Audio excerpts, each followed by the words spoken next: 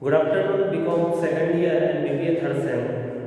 In the last lecture, we have discussed about the income from business and profession. हमने हमारे taxation part first का next heading start की थी, जो है इनकम के हेड में से third head income from business and profession, यानी कि बिजनेस एंड प्रोफेशन से जो इनकम होगी उसको हम कैसे कैलकुलेट करेंगे, कैसे उस पर टैक्स लगेगा, इसके बारे में पढ़ना स्टार्ट किया था हमने लास्ट लेक्चर हमने डिस्कस किया था कि taxable income under the head income from business and profession, यानी कि कौन कौन सी इनकम है जो कि इस हेड के अंतर्गत टैक्सेबल है, यानी कि income from business and professions के अंतर्गत टैक्सेबल है, यानी कि जिस इनकम पर टैक्स बिजनेस एंड प्रोफेशंस के अकॉर्डिंग लगता है। ओके, तो हमने डिस्कस किए थे कुछ पॉइंट्स कि those income which are related to business and professions taxable under the head of income from business and professions. Okay, आज हम एक क्वेश्चन के थ्रू इसको समझते हैं कि क्या ये सही है, हमने जो पढ़ा है वो सही है या नहीं है। तो देखो, हमारा क्वेश्चन ग्रुप में पहले ही मैंने सेंड कर दिया है, तो उस क्वेश्चन की हेल्प से तुम इसको समझ सकते हो आंसर क्या है। देखो, from the following information submitted doctor Shyam Mathur for the previous year ending on 31st March 2018, find out his taxable income under the head income from business and profession for the assessment year 2018-19। Okay, अब तुम्हें यहाँ पर क्या निकालना है कि ये कुछ इनकम्स है, तो हमें बताना है कि क्या ये इनकम बिजनेस एंड प्रोफेशंस के अंदर टैक्सेबल है या नहीं है। ओके, तो इसके लिए पहले मुझे क्या करना होगा, एक फॉर्मेट बनाना होगा, computation income from computation of, हमें क्या निकालनी है, टैक्सेबल इनकम निकालनी है। तो taxable income under the head of business and profession. Okay, यानी कि जो तुम्हारा बिजनेस एंड प्रोफेशन है उसके अंतर्गत कौन कौन सी इनकम है जो टैक्सेबल होगी ऑफ मिस्टर श्याम, ये तुम लिख सकते हो आराम से।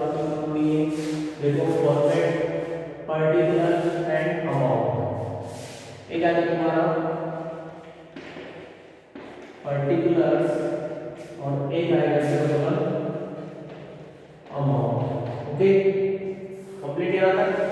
अब देखो, पहले तुम्हारे पास पॉइंट क्या गिवन है, सब इनकम कौन सी है वो हम डिस्कस करते हैं। He was working, mister Shyam Mathur के लिए कहा गया है, he was working as a sole selling engineer agents, यानी कि क्या है, एक एजेंट है सोल सेलिंग के लिए, agent of a pharmaceutical manufacturing company for the last 10 years in Jaipur and earned rupees 1,40,000 as commission during the previous year 2017-18, but the company terminated his agency with effect from 1st January 2018 and paid him rupees 3 lakh as a compensation for this sum। अब देखो, एक agent, यानी कि हम ये कह सकते हैं कि एजेंसी लेना, यानी कि हमारा एक बिजनेस है, सही है। तो मिस्टर श्याम माथुर क्या है, फार्मास्यूटिकल कंपनी का एजेंट है, यानी कि वहां पर वो क्या करता है, सेलिंग करता है, और उस एजेंट को क्या मिलता है, सेलिंग पर। देखो, अगर ये एजेंट होता और इससे अगर सैलरी मिल रही होती तो ये कहां चली जाती, इनकम फ्रॉम सेलिंग में चली जाती, सही है, क्योंकि यहां पर इसको क्या मिल रही है, सैलरी मिल रही है। बट हमें कहा गया है कि इसको क्या मिल रहा है, कमीशन मिल रहा है, और कमीशन जो होता है वो एक तरह से क्या है, बिजनेस करने पर पर ही दिया जाता है, यानी कि मैं क्या कर रहा हूँ, कमीशन पैसे वर्क कर रहा हूँ, यानी कि मेरा क्या हो गया, ये बिजनेस है। सैलरी मींस की मेरी ये जॉब होती है, सैलरी अगर मैं जहाँ से रिसीव करता हूँ वो मेरी क्या है, जॉब है, और कमीशन जहाँ से रिसीव कर रहा हूँ वहां पर क्या हो गया, वो मेरा बिजनेस है कि मेरे को इसको सेल करने पर एक्स्ट्रा बिजनेस ही मेरा, जिससे मेरे को क्या मिल रहा है, कमीशन मिल रहा है। तो ये जो इनकम रिसीव हो रही है commission from a pharmaceutical company, ये इसके लिए क्या हो गई, एक तरह से बिजनेस की इनकम हुई। तो हमें क्या करना है, इससे बिजनेस एंड प्रोफेशंस की इनकम में ऐड करना है। तो पहला तुम्हारे पास में क्या हुआ, commission from a pharmaceutical company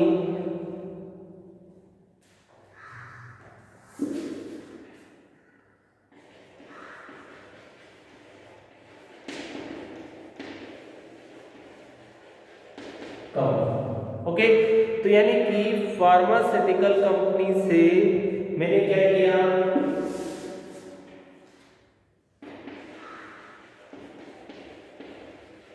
commission receive किया, कितने का, 1,40,000। ओके। अब नेक्स्ट इसने कहा है कि लास्ट 1 जनवरी 2018 को मिस्टर श्याम माथुर को कंपनी ने क्या कर लिया, टर्मिनेट कर दिया, निकाल दिया। और निकालने के लिए निकाला गया है, इसकी उसे कुछ ना कुछ कंपनसेट करना होगा। तो कंपनी ने मिस्टर श्याम माथुर को 3 लाख रुपए एज ए कंपनसेशन दिए कि तुमने हम तुम्हें निकाल रहे हैं, इसलिए हम तुम्हें कंपनसेट कर रहे हैं कि तुम कहीं से भी कोई और नया बिजनेस स्टार्ट कर सको। तो यानी कि ये क्या कर रहा है, इसी कंपनी से कमीशन रिसीव कर रहा है, कंपनसेट रिसीव कर रहा है। कंपनसेट एक तरह से बिजनेस का ही, इसके बिजनेस का ही प्रॉफिट है, क्योंकि ये कर क्या रहा था, एजेंसी है फार्मास्यूटिकल कंपनी की। तो इसका मींस जब मैं बिजनेस की एंडिंग कर रहा हूँ, ये क्या कर रहा है, एक तरह से अपने बिजनेस की एंडिंग कर रहा है, बंद कर रहा है। और अपने बिजनेस को बंद करने पर कोई भी रिसीव हो रहा है, कोई भी इनकम रिसीव हो रही है, वो सारी क्या होगी, बिजनेस की इनकम ही है। तो यानी कि ये भी क्या होगी, इसके बिजनेस की इनकम में ही काउंट होगी। तो कंपनसेशन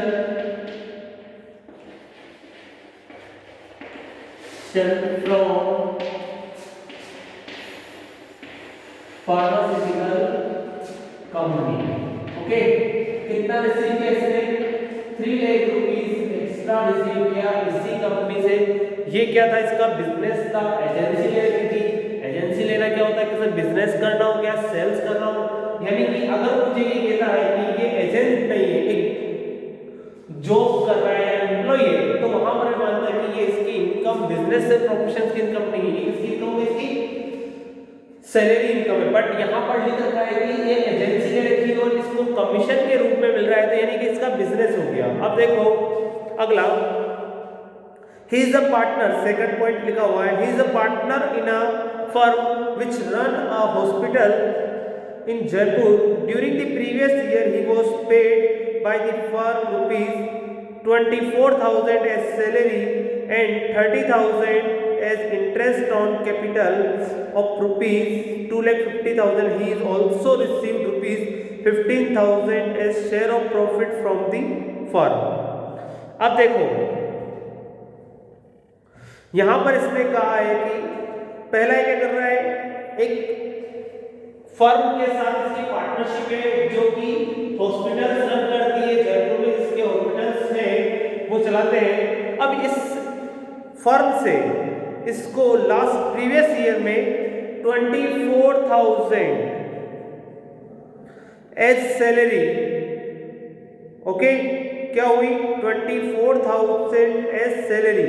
अब देखो फर्म से सैलरी मिल रही है, यहां पर याद रखना फर्म क्या हो गया तुम्हारा, एक तरह से बिजनेस है, और बिजनेस में एक होता है वर्किंग पार्टनर और एक होता है नॉन वर्किंग पार्टनर, ओके। तो यानी कि मैं ये कहूं कि अगर उसे बिजनेस से सैलरी मिल रही है, अब यहां पर समझना, उसे बिजनेस से सैलरी मिल रही है, इसका मींस यहां पर ये सैलरी नहीं है इसके लिए। अब सैलरी नहीं, ये क्या हो गया, इसके बिजनेस के पार्टनर इसलिए उसे सैलरी मिल रही थी, यहां पर ये बिजनेस की इनकम में ही काउंट होगा। तो तुम्हें यहां पर लिखना होगा सी partner salary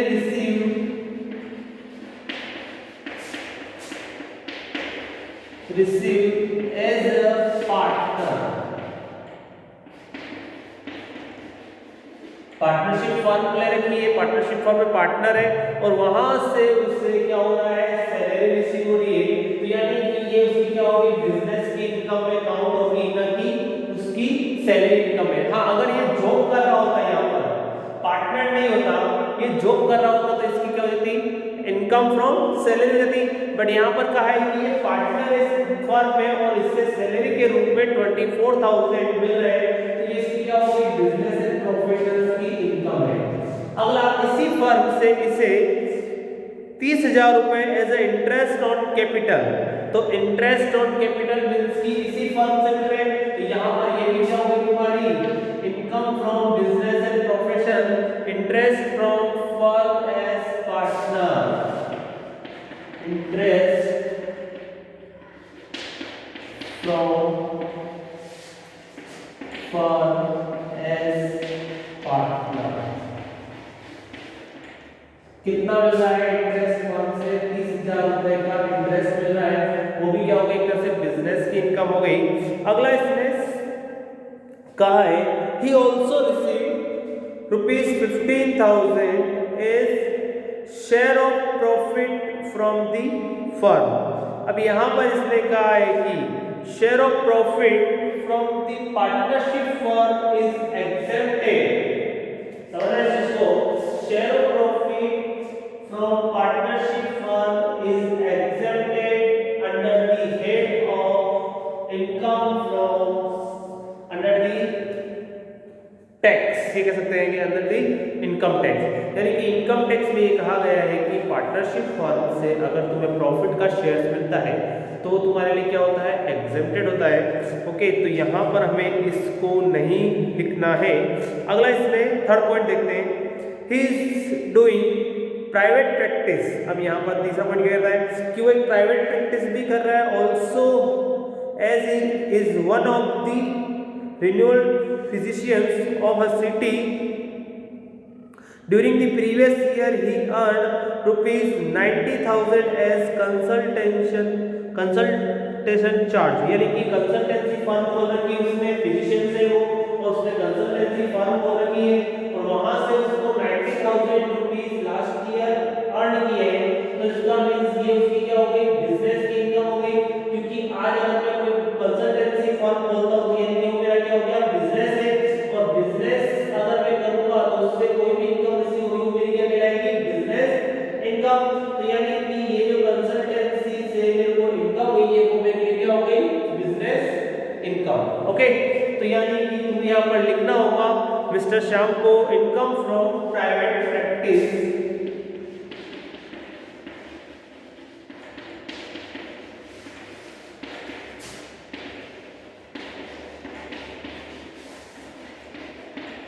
ओके।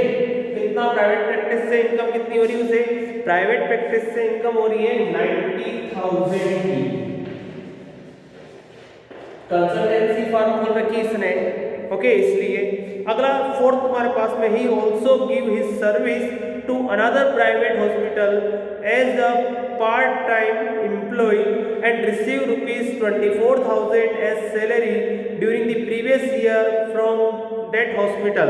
अब यहाँ पर लिख रखी है कि ये पार्ट टाइम जॉब कर रहा है, और मैंने बताया था कि अगर जॉब करने से अगर कोई सैलरी रिसीव होती है तो सैलरी इनकम में जाएगी, ना कि बिजनेस एंड प्रोफेशंस की इनकम में ऐड होगी। तो यानी कि ये सैलरी जो इनकम है वो सैलरी वाले हेड में जाकर के टैक्सेबल होगी, यहाँ पर नहीं होगी, बिजनेस एंड प्रोफेशंस के हेड में टैक्सेबल नहीं है।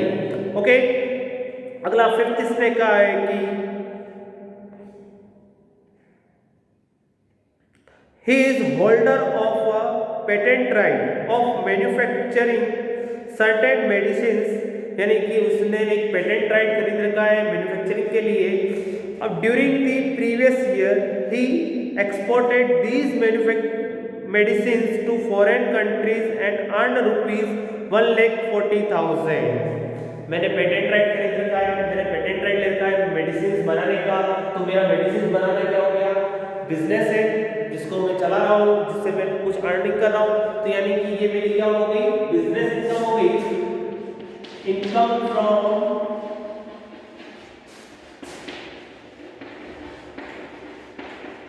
मेडिसिन, कितना, कितनी इनकम हो रही है उससे, 1,40,000 मेडिसिन मैन्युफैक्चरिंग से कितनी हो रही है, 1,40,000 की इनकम इससे यहाँ से हो रही है।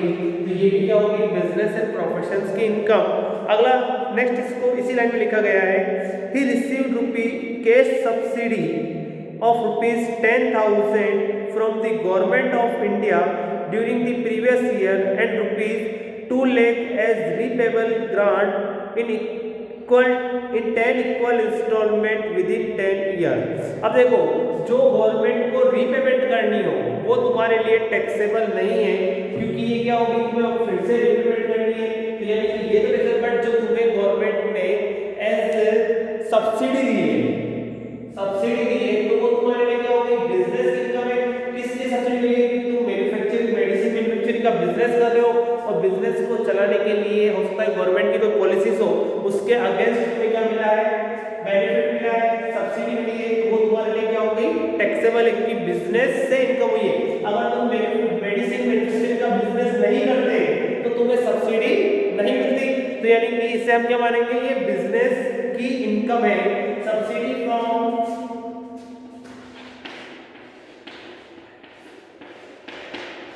Subsidy from government of India, कितनी मिली है गवर्नमेंट ऑफ इंडिया से सब्सिडी, 10,000 रुपीज की उसे सब्सिडी मिली है, जो अपन यहाँ पर लिख देते हैं 10,000 रुपीज।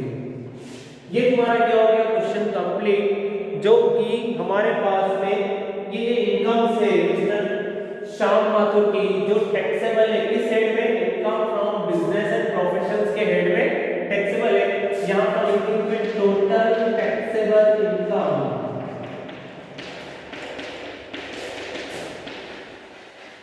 टोटल टैक्सेबल इनकम कितनी जाएगी, इन सारी इनकम को अपन ऐड करेंगे तो होगा तुम्हारी टोटल टैक्सेबल इनकम जो हो रही है टोटल 7,34,000। ये क्या हो गई, total taxable income. Okay, complete. यहाँ ये आज का हमारा क्वेश्चन था जो हमने कंप्लीट किया है।